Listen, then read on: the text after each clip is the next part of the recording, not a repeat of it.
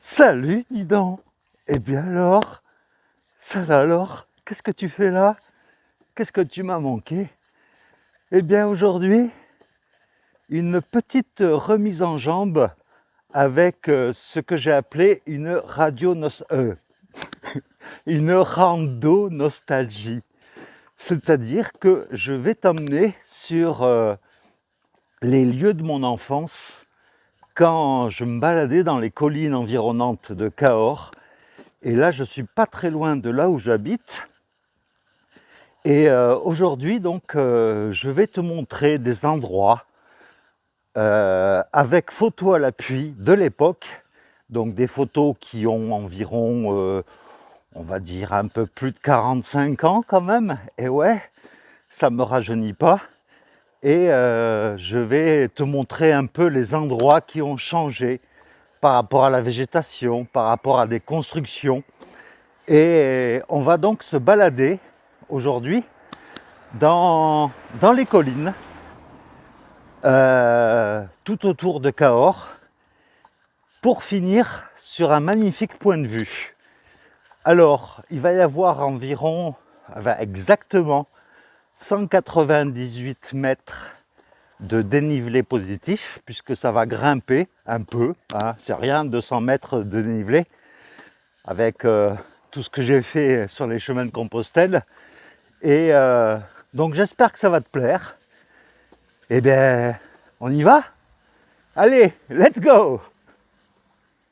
Alors je te présente bien le parcours de ma rando d'aujourd'hui. C'est une boucle, donc tu vois, c'est tout simple. Ça fait un petit tour à travers les collines. Et puis je reviens sur Cahors. Et bien là, nous sommes obligés, pour commencer, avant de rejoindre les collines, de longer une départementale qui mène à Cahors. D'ailleurs, c'est la route principale qui mène de là où j'habite jusqu'au centre de Cahors. Et donc cette route, c'est la route de Villefranche, de Rouergue. Voilà, tout simplement.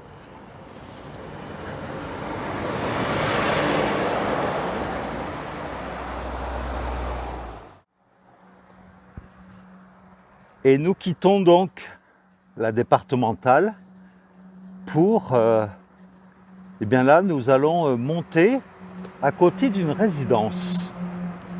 Et il faut que je précise que eh bien, ces collines-là, vu qu'elles ont bercé mon enfance, j'y suis allé des dizaines de fois et donc je les connais par cœur. Le moindre petit caillou, le moindre petit recoin, eh bien, je reconnais tout, quoi. Malgré les années qui ont passé, eh bien, je me rappelle de tous les endroits. Et voilà, le premier lieu de mon enfance, en fait. Tu vas te dire, mais qu'est-ce qu'on fait dans un lotissement?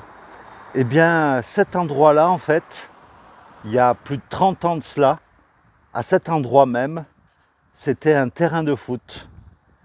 Et voilà, comme tu peux le voir sur la photo, eh bien, j'étais avec mon frère et on était là, exactement à cet endroit. Et donc, sur les photos de mon enfance, pour me reconnaître, je suis le seul qui a une grosse écharpe. Donc, voilà quoi. Bon, et bien sûr, hein, j'ai remis mes chaussures de randonnée pour que mon pied se réhabitue aux chaussures et pour voir si ma tendinite tient toujours le coup. Et donc nous voilà arrivés à côté de la petite résidence qui est en hauteur. Et donc les collines, pour y accéder, avant il y avait un autre chemin bien sûr. Mais voilà, j'y accède par ce petit chemin. Il faut vraiment le deviner, hein, qu'il y a un chemin ici.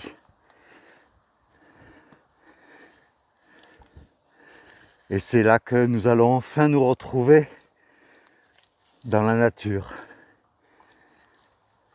Sur les cosses, avec En végétation principale, c'est des chênes et beaucoup de cailloux, puisque nous sommes toujours dans l'Écosse du Quercy.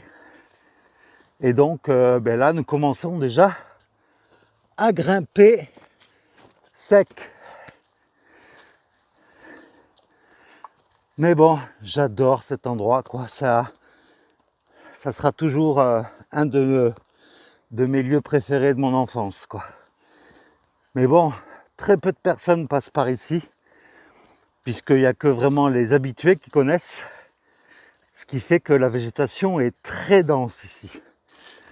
Tu vois, les sentiers sont vraiment tout petits et pas très larges.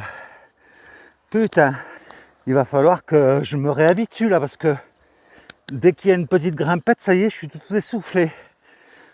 Donc, il va falloir que mon corps se réhabitue. Puisque je te rappelle qu'au mois d'août, dans moins de 2 semaines, eh bien, Sophie me rejoindra pour aller faire les variantes du Célé et de Rocamadour. Donc, c'est pour ça, c'est aussi le but de cette petite randonnée, pour tester déjà ma tendinite et puis pour me tester moi, pour voir comment je réagis, quoi. Parce que ça fait 15 jours à peu près que je suis rentré et bien jusqu'à maintenant je m'étais contenté que de marcher sur du plat, mais pas me retrouver comme ça à grimper dans la nature. Donc mais ça devrait bien se passer comme d'habitude. Alors ce petit sentier là, eh bien tu vois, il est tout étroit, et dans mes souvenirs en fait, eh bien il me semblait que ce sentier était beaucoup plus large. Alors c'est peut-être le cas, parce que la nature a peut-être repris le dessus, mais vu que j'étais plus petit et plus gros aussi, il faut le dire, peut-être que le chemin me paraissait plus large. Tu vois, cet endroit bien précisément, eh bien je sais qu'avec avec 2 de mes frères, eh bien on venait ici pour construire une cabane en pierre. Et là il en reste pratiquement rien, quoi, parce qu'elle n'était pas du tout comme ça, notre cabane. Mais voilà, et je me rappelle très bien parce que ce sorte de puits qui a été façonné par l'homme en fait, eh bien était juste à côté, et il est toujours là. Bon, maintenant il est rempli de pierres, mais voilà, ici c'est un des lieux de jeu de mon enfance. Un autre exemple, par exemple, cet arbre qui est assez caractéristique. Eh bien, combien de fois j'ai grimpé dans cet arbre, eh bien, il n'a pas bougé, il n'a pas changé. Un autre endroit de mon enfance, par rapport à une photo que j'ai retrouvée. Donc ici, c'est en 2022. Et là, sur la photo, je suis à droite sur la photo, à cet endroit bien précis. Et d'ailleurs, il y a quelques années de cela, j'avais fait un peu le même parcours pour retrouver un peu les lieux de mon enfance. Et voilà, j'avais fait 2 photos. La photo il y a 40 ans, un peu plus même, 45 ans. Et la photo maintenant. Ici par exemple, avec mon frère, on venait cueillir du lilas. Parce qu'à cet endroit ici, là, tout autour, eh bien, il y a du lilas sauvage. Je ne sais pas si ça existe, mais il y avait du lilas, en tout cas ici. Enfin, qui pousse toujours, d'ailleurs, à cet endroit. Et on venait en cueillir pour ma mère. Puis tu vois un peu, on retrouve toujours, rappelle-toi, sur les chemins de Compostelle, j'avais croisé plein de petits murets comme ça, caractéristiques de la région. Eh bien ici aussi, il en reste encore. des petits murets recouverts de mousse.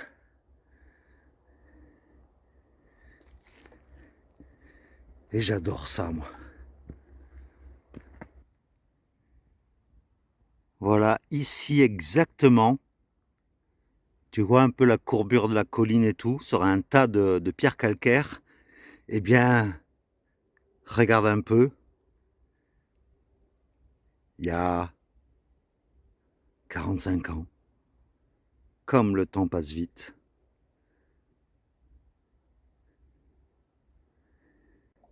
Et puis tu vois là, en me promenant, bon cet été, c'est un été très sec, eh bien nous sommes qu'au mois de juillet, et les chênes ont déjà les feuilles toutes jaunes par manque d'eau.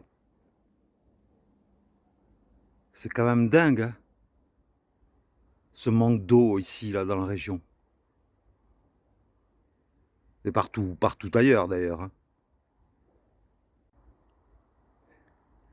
À cet endroit bien précis, puisqu'on reconnaît, il n'y a que le sol qui ne change pas en fait. Le chemin s'élargit ou se rétrécit, mais le sol ne change pas. Et à cet endroit-là, voilà la photo de mon enfance. Bon, faut préciser que quand même, les photos prises lors de mon enfance, en fait, c'était en hiver. Donc, il y avait déjà moins de feuilles sur les arbres. Mais, malgré tout, j'arrive à reconnaître cet endroit bien précis. Donc, tu vois, le chemin s'est rétréci. Les arbres ont poussé de manière fulgurante. Et ça, c'est bien. Mais voilà. Alors, mes frères étaient assez sadiques avec moi. J'étais un peu le souffre-douleur. Mais à cet endroit bien précis, je dis ça parce que sur ce tas de cailloux, en fait, eh bien, regarde sur la photo, mes frères m'avaient pris en photo alors que je ne sais pas si j'étais en train de pleurer ou si j'étais en colère parce que j'arrivais pas à monter ce tas de cailloux. Mais voilà quoi. Ça me fait tout drôle d'être dans ces endroits-là, quoi. Alors là, je ne suis pas du tout sûr de l'endroit, mais ça ressemblait à ça. Et sur la photo, ben, je suis toujours à droite, toujours en hiver avec mon écharpe et mon bonnet. Là encore, pas sûr de l'endroit parce que bon, il y a des endroits j'en suis sûr et d'autres moins parce que voilà, les collines se ressemblent beaucoup. Mais voilà, sur cette photo, je tenais une fleur. Et il y a quelques années, je vais essayer de reproduire la même scène.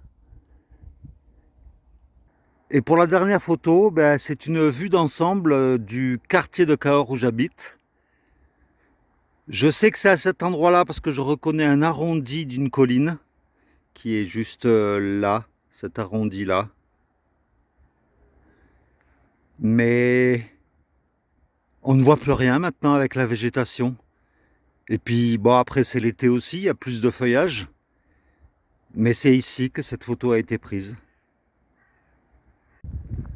Ah, ben en tout cas, ça me fait tout drôle de retourner sur ces endroits-là parce que je me dis que le terrain que je foule là actuellement, eh bien, j'y ai marché il y a 45, presque même 50 ans. T'imagines un peu? Ouh, c'est là qu'on se dit que le temps passe vraiment trop vite et que si j'ai qu'un conseil à te donner, profite. Profite de la vie au maximum. Parce que le temps passe vraiment trop vite. La montée se fait en deux fois en fait. La première montée que je t'ai montrée au début de la vidéo. Et après on tombe sur un petit plateau. Et là il y a une deuxième montée qui va traverser une forêt de pins. Qui est, je pense, artificielle parce que c'est le seul endroit où il y a des pins dans le coin. D'ailleurs en parlant de pins, eh bien ça me donne faim.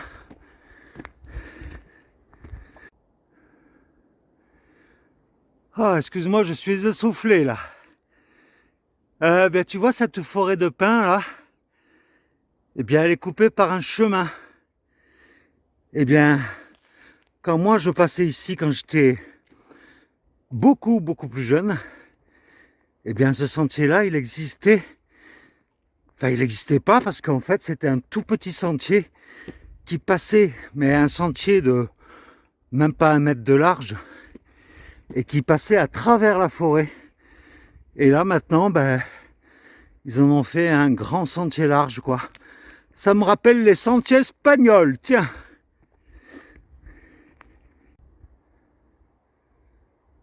Et puis apprécie ce calme, c'est ça que j'aime quand je viens dans les collines ici.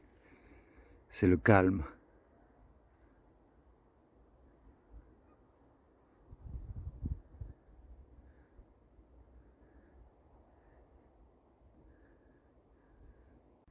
Alors quand je marche là, eh bien j'essaye de suivre les conseils de mon médecin qui me disait de changer ma manière de marcher. Donc même si là j'ai pas un sac à dos de 12 kg sur le dos, mais je l'ai rempli de haut, etc. Donc il doit y avoir 5-6 kg. Et comme me disait mon médecin, en fait, j'essaye de marcher sans mettre les talons. Sans attaquer le sol avec le talon comme je le faisais avant. C'est pour ça d'ailleurs que mes semelles étaient usées au niveau des talons. Et bien, c'est pas du tout évident de changer sa manière de marcher. En marchant tout doucement comme je le fais là, ça va. J'arrive à marcher en posant plus ou moins le pied à plat sur le sol. Mais sinon, pas évident du tout, quoi. Donc là, eh bien ça y est, je suis arrivé pratiquement en haut. Et là, en fait, eh bien, je vais faire une énorme boucle, en fait, en marchant sur les crêtes des collines pour aller rejoindre. Eh bien, je vais te le montrer tout de suite. Ah ah! Mais bon, ça, c'est des images que tu auras déjà vues, hein, les images finales. Mais j'espère juste ne pas tomber sur des serpents, parce qu'ici, il y a pas mal de serpents, ici, vu que c'est sec et rocailleux. Eh bien, là où on va aller, est-ce que tu es prêt à voir là où je vais t'emmener aujourd'hui? Non, là, franchement, la vue, elle casse pas trop pattes à un canard, donc je te la montre de suite.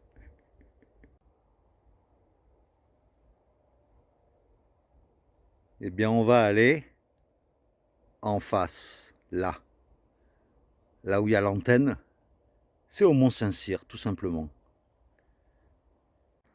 Et un truc qui est dingue, quand on voit l'usure du temps sur toutes les constructions humaines, en fait, eh bien, à cet endroit précis, là où il y a encore un peu de muret, il y avait une maison. Je sais, parce qu'avec mon frère, on passait chaque fois devant.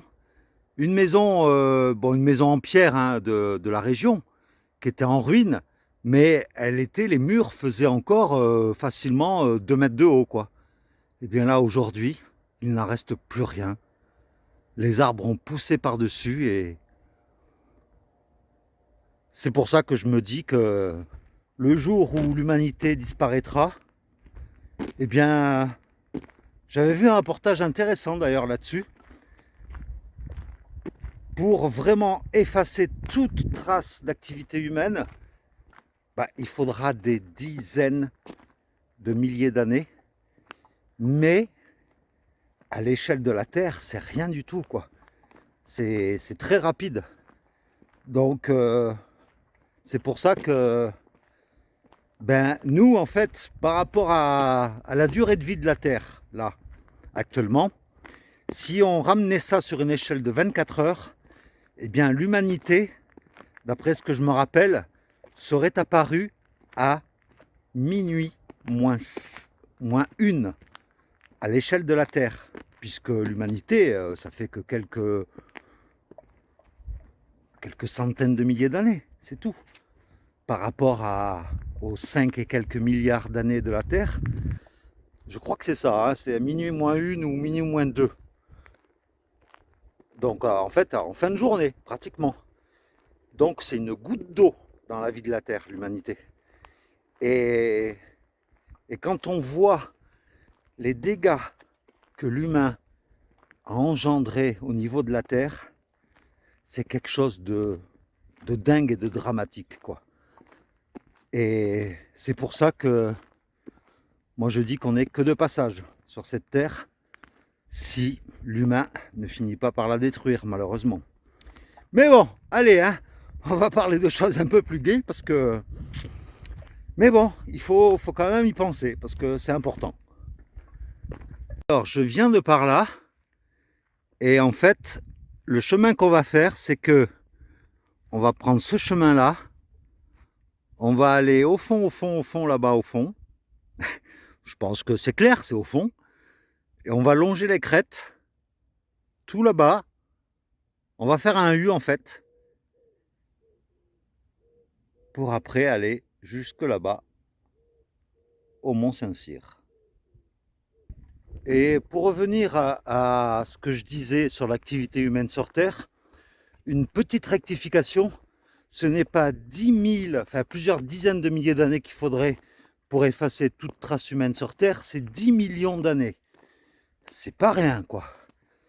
Et j'ai lu également que en 40 ans, c'est rien 40 ans, c'est-à-dire de 1980 à 2020, il y a 60%, c'est-à-dire plus de la moitié des 4000 espèces de reptiles, amphibiens, mammifères, insectes, oiseaux qui ont disparu de la surface de la Terre à cause de l'homme. 60%. Ça donne froid dans le dos, quoi. Donc, moi, si j'avais un message à passer, respectons notre planète. Et ben déjà, ça serait déjà aux États de faire un énorme effort. Et je pense particulièrement aux États-Unis et à la Chine, qui sont les deux plus gros pollueurs de la planète. Rien que eux, rien que ces deux États, s'ils réduisaient déjà, je ne sais pas de combien de pourcents, mais s'ils réduisaient leur activité, leur pollution, eh bien, on s'en porterait pas plus mal, quoi. Franchement. Alors, ce qui est bien, c'est que ici, là, sur ces collines, régulièrement, je croise, bon là, il n'y en a pas aujourd'hui, mais je croise des troupeaux de moutons, ou de brebis, en fait, qui pâturent ici. Déjà, c'est écolo, et ça permet de débroussailler, en fait, tous les endroits un peu broussailleux, hein, et par rapport au risque d'incendie. Et le risque d'incendie, on en sait quelque chose, surtout en ce moment dans la forêt des Landes. Et donc, bien pour une remise en jambe, en fait, la randonnée d'aujourd'hui, elle fait environ une petite dizaine de kilomètres. Donc c'est bien. Pour l'instant, après la montée que j'ai faite, mon pied se porte bien, j'ai pas mal. Et j'aurai l'occasion après de tester avec mon vrai sac à dos rempli. Mais là, pour l'instant, ça va. Le test est concluant. Alors aujourd'hui, nous sommes mercredi. Nous sommes J'en ai aucune idée. Enfin, on est mercredi, on est en juillet. Même ici, j'ai pas la notion des dates. Et eh bien, j'ai attendu en fait. J'ai attendu aujourd'hui pour faire cette petite randonnée parce que ces derniers jours, ça aurait été intenable. Même en partant tôt le matin déjà, il faisait presque 30 degrés. Donc là, aujourd'hui, c'est couvert. Et c'est très agréable pour marcher parce qu'il fait bon, tout simplement.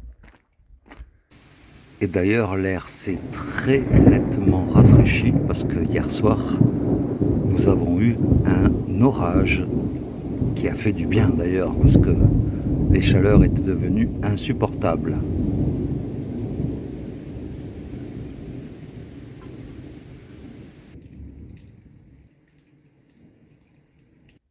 Voilà, nous sommes à 900 mètres du Mont Saint-Cyr Et le pont Saint-Georges que tu vois là sur le panneau, à 1,8 km, eh bien c'est tout simplement le pont d'entrée quand tu arrives du GR65 depuis le Puy-en-Velay, quoi.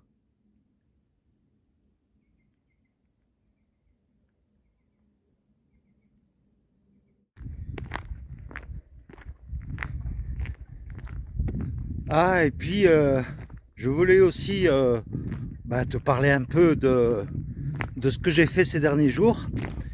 Et il y a quelques jours de cela, j'ai rencontré une nouvelle abonnée de la chaîne qui s'appelle Ingrid. Donc Ingrid, je sais que tu regardes, donc je te passe un petit coucou. Et franchement, ça a été une rencontre hyper sympa. Ingrid, elle est belge, installée en France, à la frontière belge, franco-belge. Et franchement, j'ai passé un excellent moment. On s'est rencontrés, il était 11h, on s'est quitté, il devait être 17h. Donc je lui ai fait visiter la ville, on a beaucoup discuté. Et franchement, c'est également une personne attachante et très gentille. Donc voilà, une rencontre abonnée qui a été très sympa. Et d'ailleurs, en parlant de rencontre abonnée, tu sais que depuis que j'en ai parlé et depuis que j'ai vu certains de vos commentaires, ça travaille dans ma tête, hein, la fameuse rencontre abonnée, où je pourrais éventuellement fixer une date et un lieu pour se retrouver. Et pourquoi pas marcher ensemble, je ne sais pas. Mais ça commence à germer dans ma tête. Donc ça pourrait se faire plus vite que je ne le crois. Et ensuite, également dans mes projets de randonnée dans les prochaines semaines, alors il y en a une qui en fait part de Cahors, qui emprunte 3 GR différents. Et en fait, c'est un sentier, une randonnée qui te fait passer par des châteaux, par des grottes, parce que je sais que là où je veux aller, c'est une région où il y a pas mal de grottes, assez réputées d'ailleurs, où on a retrouvé d'ailleurs des traces d'hommes de Cro-Magnon, etc. Mais c'est une randonnée qui fait environ 200 km et ça risque de faire un peu juste de la faire maintenant, surtout que dans moins de 2 semaines, je retrouve Sophie donc pour la variante de Rocamadour et du Célé, donc ça risque de faire un peu juste. Mais après, pourquoi pas, et même sûrement que je vais faire cette randonnée parce que voilà, je suis tombé sur un site qui référencie tous les sentiers de grande randonnée en France. Et donc du coup, il suffit de regarder autour de chez toi les chemins de grande randonnée qui passent. Et je sais qu'à Cahors, il y en a quelques-uns quand même qui sont assez sympas. Donc voilà, t'inquiète, tu vas pas être débarrassé de moi je te le dis. Tu vois, tout à l'heure j'étais en face là-bas, sur la colline d'en face. Et comme je t'ai montré tout à l'heure, on a fait tout ce trajet-là pour se retrouver donc. Là, je sens qu'on commence à arriver au niveau du Mont Saint-Cyr, où il y a des activités sportives, si tu veux. Et tu peux faire du tir à l'arc, tu peux faire du VTT. Je sais qu'il y a un snack bar. Et tu vois, quand je parle de tir à l'arc, voilà, il y a des cibles. Et donc c'est un endroit assez sympa et surtout très paisible. Alors une activité que je ne connaissais pas, qui a dû être mise en place il n'y a pas longtemps, c'est un parcours de disque golf. C'est comme le golf, mais au lieu de lancer une balle, en fait, tu lances un frisbee et tu dois atteindre 12 trous avec le lancer. Et je ne sais pas si tu vois bien, mais là, par exemple, je vois qu'il y a un premier trou indiqué par le chiffre 1. Je veux juste aller voir par curiosité à quoi ça correspond. Ouais, à mon avis, il faut lancer le frisbee pour qu'il atterrit le plus proche possible de ce petit panneau, quoi. Bon, c'est sympa comme activité, je trouve. Voilà. Donc là, tu vois, il y a un parking pour que les gens puissent se garer. Parce que c'est une zone protégée tout autour du Mont Saint-Cyr. Et à l'entrée, il y a un panneau où, en fait, eh bien, on dit que la circulation est interdite. Et respecter la faune et la flore. C'est quand même dingue de devoir mettre un panneau pour prévenir les gens qu'il faut respecter la faune et la flore. Voilà, on en revient toujours au même problème. Mais bon, voilà, nous arrivons à 200 mètres du point de vue, comme l'indique le panneau. Et bah tu vois, voilà, comme sur les chemins de Compostelle, eh bien je fais comme si tu étais avec moi. Voilà, la caméra, ce sont tes yeux. Et la caméra, c'est tes yeux plutôt. Hein, voilà, j'aime bien parler bien la France. Et voilà, donc bien tu découvres avec moi voilà les infrastructures qu'il y a tout près du Mont Saint-Cyr. Voilà, c'est un espace naturel sensible. Merci de respecter l'environnement du Mont Saint-Cyr. Et en fait, cette grosse cuve là, c'est de l'eau. C'est un point d'eau, une citerne, 120 mètres cubes. C'est pour les pompiers en cas d'incendie. Et donc voilà le fameux snack où tu peux louer également des VTT. Et c'est construit tout en bois. Donc ça c'est bien parce que ça respecte, c'est écologique. Et là tu peux y manger ce que tu veux, des glaces, des pizzas. Ah, je fais durer le plaisir hein, pour t'amener sur le point de vue. Bon, j'imagine que si tu es un fidèle de la chaîne, ce point de vue là tu l'auras déjà vu. Mais dans d'autres conditions, tu le verras aujourd'hui, parce que aujourd'hui il n'y a pas de soleil, donc ça sera un peu différent. Ah ben, encore une activité qui n'était pas là il y a encore un an. La cord game. Apparemment, c'est un parcours avec des cordes. Alors je suis curieux de voir ça. Mais c'est bien qu'ils aient aménagé ça. Ah ouais, d'accord, c'est un parcours où en fin de compte, voilà, tu dois passer à travers les cordes qui sont là. Enfin, il y a tout un parcours. Il suffit de suivre les cordes. Ah ben non, même pas, non, parce que le départ s'effectue ici. Donc, c'est un système d'accrobranche en fait. Qu'est-ce que c'est que ce truc? C'est sympa, il y a... Je passe au-dessus de la corde. Hein. En fait, tu suis la corde qui passe à travers le cos. Là, il y a un passage dans les arbres et tout. C'est cool. Et puis, il y a même des tables un peu partout pour manger, pour se poser. Et il y a même un espace barbecue.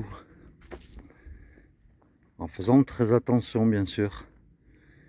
Et puis là, je vois, il y a encore un truc de tir à l'arc. Un escape game. Un parcours d'orientation du trail. Sarbacane. Enfin, c'est bien foutu, quoi. Et là, on arrive bientôt à la fin de la route. Qui n'est que piéton, d'ailleurs, sur cette section-là. Et quand tu vois ce genre de route comme ça qui monte un tout petit peu, que tu vois pas ce qu'il y a derrière, en général ça réserve une belle petite vue. Et voilà donc le Mont Saint-Cyr avec son antenne qui sert de relais télévision qui sert également de relais pour la téléphonie. Enfin voilà quoi. Et comme tu peux le voir, hein, c'est un chemin qui est balisé.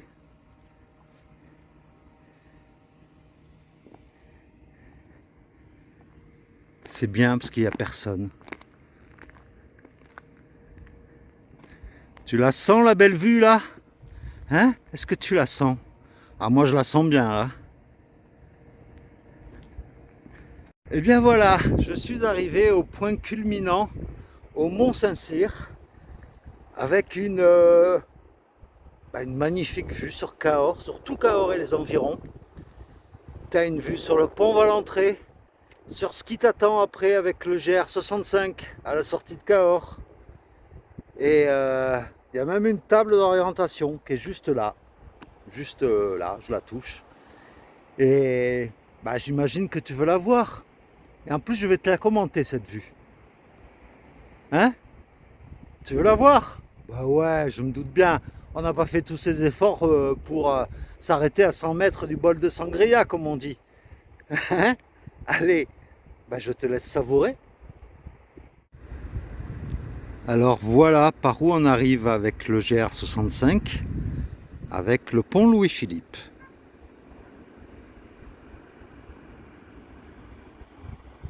Et regardez un peu cette vue sur tout Cahors, où on distingue bien le vieux Cahors avec les maisons toutes serrées là, juste en premier plan.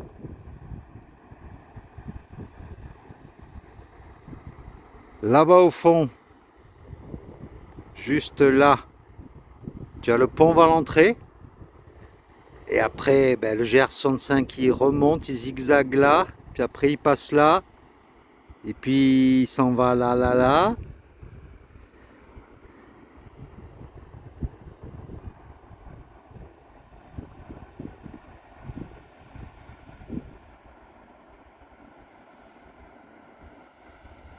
C'est beau, non? Alors là, tu as la cathédrale.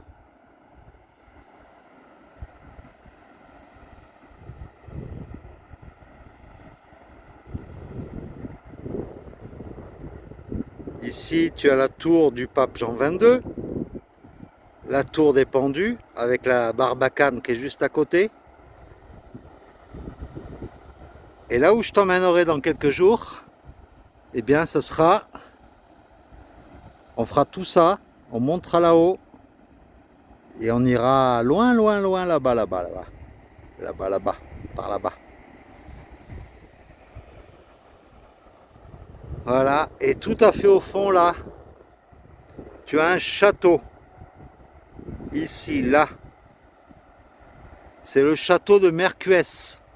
Un château de la Renaissance qui est très beau. Ou dans lequel tu peux manger et dormir aussi, si tu veux. Mais voilà, tu vois vachement loin, quoi, de ce point de vue du Mont Saint-Cyr.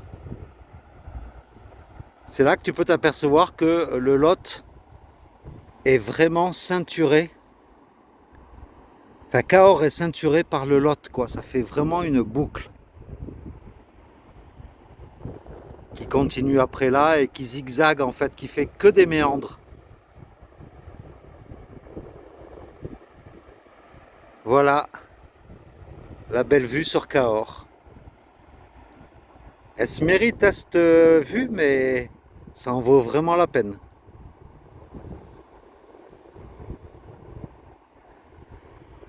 Voilà, avec une vue un peu plus panoramique. Voilà. Elle se mérite cette vue quand même. Hein. On a grimpé, mais c'est quand même joli, non? Vu comme ça dans son ensemble.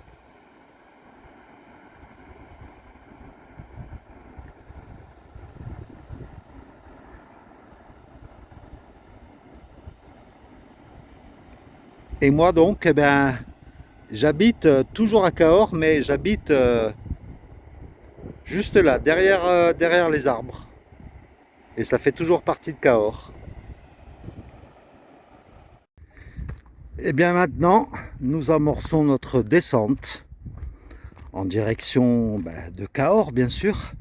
Et nous allons atterrir en fait au niveau du pont Louis-Philippe, juste à côté de là où arrive le GR65.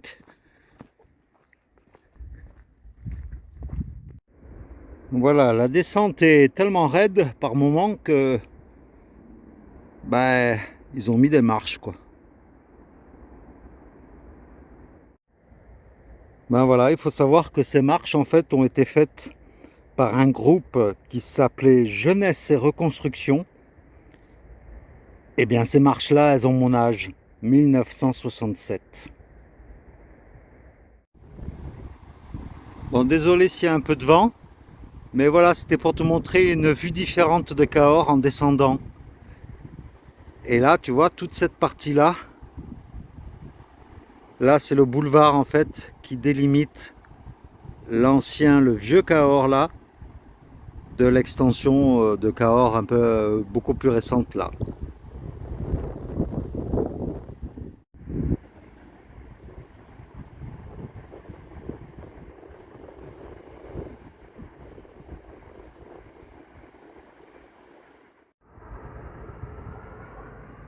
Alors quand j'étais plus jeune, je croyais que ces colonnes là, c'était les vestiges d'une villa romaine, alors que non quoi, c'est beaucoup plus récent puisque c'est des colonnes en béton. Et mais voilà quoi, c'est, on la voit d'ailleurs d'en bas de Cahors que je te montrerai. Et on voit surtout attends, ce que je vais te montrer là maintenant, je fais attention dans la descente par rapport à ma cheville là, mais voilà, ce qu'on voit de Cahors, eh bien c'est surtout ceci que je croyais être les vestiges d'une villa romaine, alors que non, c'est je ne sais pas ce que c'est exactement. C'est une habitation, une ancienne habitation j'imagine, mais voilà, c'est perdu comme ça sur les hauteurs de Cahors, avec on dirait un puits ici ou un four, je ne sais pas, mais c'est ça a toujours été un mystère pour moi, ces vestiges là, ces arcs tout en béton. Et de là, bien sûr,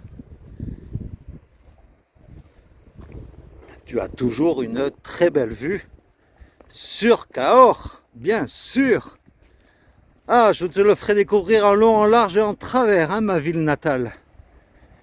Tu vois, c'est quand même joli, non?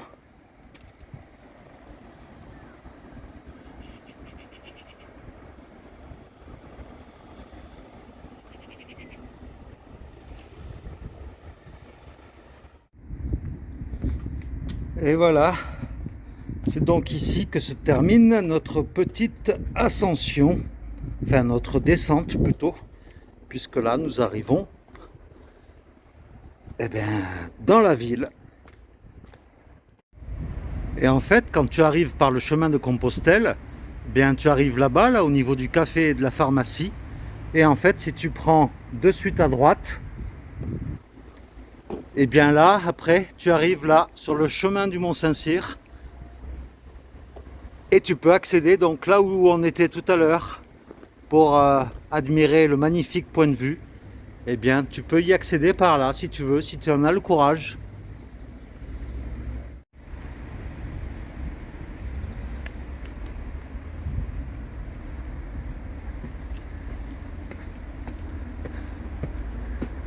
Et voilà, fini la nature. Attention au choc. Bienvenue dans la civilisation entre guillemets. Et ouais.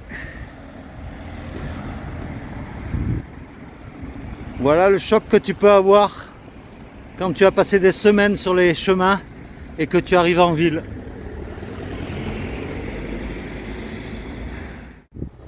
Bien voilà, tu vois le Mont-Saint-Cyr, il est là. J'ai tout redescendu. Eh bien j'espère que cette petite balade t'aura plu. Voilà, c'est une petite remise en jambe assez concluante. Il y a juste un moment donné dans la descente où J'ai eu une toute petite douleur, mais pas dans la tendinite, plutôt dans les jambes. Mais voilà, c'est juste le temps que mes muscles se réchauffent à nouveau. Pardon. Voilà, c'était en direct. Et eh bien la prochaine, ça sera déjà une rando un peu plus longue. Elle fera environ 25 km. Et là, comme je t'en avais parlé dans une vidéo précédente, je t'emmènerai voir un château en ruine. Voilà. Donc, eh bien, je te fais plein de gros bisous. Et puis, ben, je te laisse avec eh bien, la vue du Mont Saint-Cyr, mais vue d'en bas cette fois-ci. Voilà, je te remercie beaucoup d'avoir regardé cette vidéo jusque-là. Et puis, bien, je te dis à très vite pour de nouvelles aventures. Voilà, allez, oh là, voilà, je postillonne en même temps. La vie est belle. Allez, gros bisous. Ciao.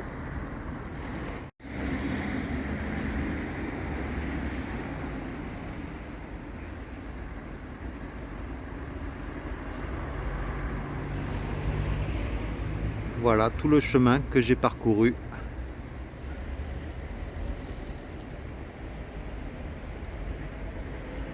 Et là où tu vois les cyprès là, c'est là où il y avait la fameuse villa gallo-romaine que je croyais quand j'étais petit.